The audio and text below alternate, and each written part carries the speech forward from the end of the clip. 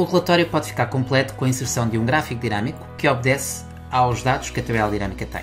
Por exemplo, podemos inserir um gráfico dinâmico a partir desta segunda tabela ou deste segundo relatório. Através do menu Analisar tabela dinâmica, podemos inserir um gráfico dinâmico e o gráfico dinâmico poderá ser então um gráfico de colunas e vamos inserir o gráfico dinâmico por baixo da nossa tabela. Este gráfico podemos expandi-lo para ficar com uma dimensão maior e vamos fazer algumas alterações ao gráfico dinâmico. O gráfico dinâmico pode ser formatado como um gráfico perfeitamente normal, no qual, por exemplo, podemos alterar a estrutura e colocar uma tonalidade de cores diferente. Podemos também inserir elementos ao gráfico.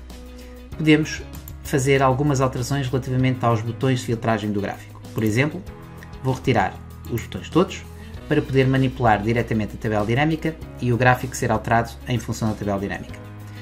Vamos fazer uma alteração para podermos analisar os dados de forma diferente.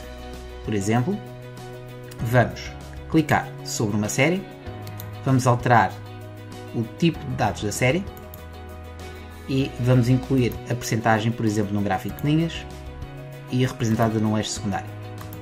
Neste caso, conseguimos ver então a informação da percentagem em relação ao preço total e o total dos nossos valores. Por exemplo, a legenda vamos formatar e aplicá-la, por exemplo, na parte superior e temos então o gráfico a representar os nossos dados da tabela dinâmica. Qualquer filtragem que é feita na tabela dinâmica, por exemplo, para ver apenas alguns colaboradores, o gráfico obedece naturalmente à filtragem da tabela dinâmica. O que significa que qualquer segmentação que possa ser feita nas segmentações de dados também se reflete no gráfico dinâmico e, consequentemente, na tabela dinâmica. Para aplicarmos os retoques finais, vamos, por exemplo, colocar o nosso relatório em que as segmentações de dados ficam alinhadas com a tabela.